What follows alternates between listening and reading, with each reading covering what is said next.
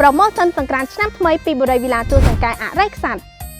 ជំរាបសួរចាសម្រាប់រដូវកាលបុណ្យចូលឆ្នាំខ្មែរនេះរាល់អតិថិជនដែលបានកក់ផ្ទះវិឡាភ្លោះនៅក្នុងបុរីវិឡាទួលសង្កែអរិយខ្សាត់នឹងទទួលបានការថែមជូននៅគ្រឿងអេឡិចត្រូនិកមួយឈុតធំភ្លាមជាមួយនឹងការបង់រំលោះដោយគ្មានការប្រាក់រយៈពេល24ខែ